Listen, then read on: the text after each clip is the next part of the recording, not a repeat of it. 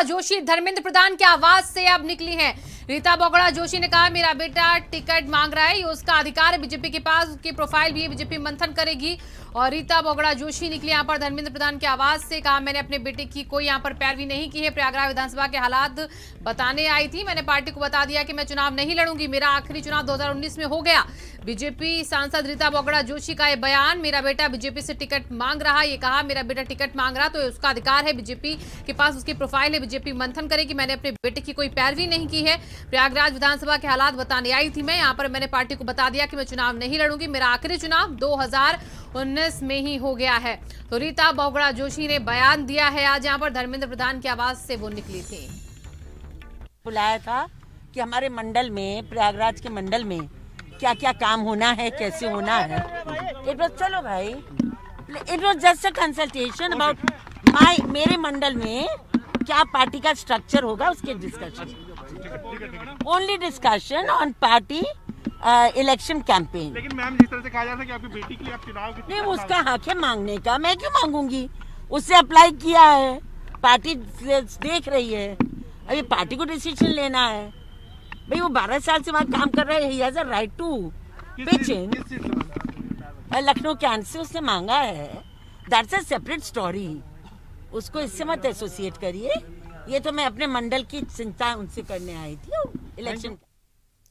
और अवैस उस्मानी हमारे संवाददाता जुड़ चुके हैं। अवैस उस्मानी, रीता बोगड़ा जोशी ने साफ किया कि वो अपने बेटे की पैरवी करने यहाँ पर नहीं आई थी, सिर्फ अपने मंडल के हालातों को बता रही थी, क्या वाकई इसमें सच्चाई है? देखिए, बिल्कुल लगभग 25 मिनट के आसपास रीता बोगड़ा जोशी जो हैं वो गठबंधन दलों से जब बैठक चल रही थी, उस दौरान वहां पर धर्मेंद्र प्रधान के आवास पर मौजूद रही। इससे पहले हमारे सूत्र ये भी बता रहे हैं कि कल उन्होंने एक पत्र जो है आला कमान को लिखा है पार्टी के, और उसमें कहा है कि वो अब आने वाले चुनाव में किसी भी तरह से कोई भी चुनाव, चाहे वो लोकसभा का चुनाव हो, वो नहीं लड़ेंगी। उन्होंने 2019 में आखिरी चुनाव जो है वो लड़ ली, और अब 2024 में वो किसी भी तरह का चुनाव नहीं लड़ेंगी। एक तरह से राजनीति से रिटायरमेंट की बात जो है वो उन्होंने कही है रीता बोगड़ा जोशी ने।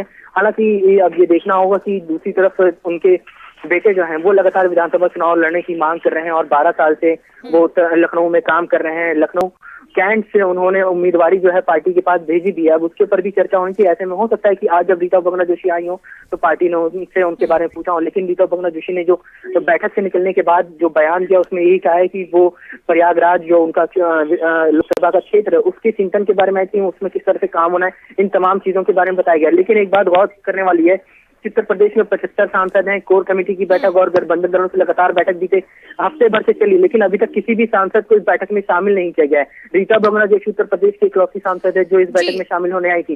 जिस तरह से बीते दिनों लगातार उनके बयान है, लखनऊ में उन्होंने खुद अपने बेटे की पैरवी की। बिल्कुल, देखिए यही बात है कि अपने बेटे की पैरवी को लेकर उनसे सवाल पूछा गया है। ऐसे में क्या बेटे की पैरवी करने के दौरान ही उन्होंने कहा कि वो चुनाव नहीं लड़ेंगी और इसीलिए वो इस्तीफा देने की वाली है? देखिए, 13 तारीख को लखनऊ में रीता बोगड़ा जोशी ने बयान दिया था एक मंच पे, और कहा था कि वो चाहती हैं कि उनके बेटे को लखनऊ कैंट से लड़ाया जाए। उसके बाद वो 14 तारीख को दिल्ली आती हैं, दिल्ली में उनको कोविड हो जाता है, उसके बाद वो मीडिया से दूर थी। जब कोविड उनको था, जब वो होम आइसोलेशन में थी, उसी दौरान हमारे सूत्रों ने बताया कि रीता बोगड़ा जोशी ने एक पत्र लिखा है पार्टी को, जिसमें कहा है कि वो 2024 का चुनाव जो है वो नहीं लड़ेंगी, 2019 का चुनाव उनका आखिरी चुनाव था।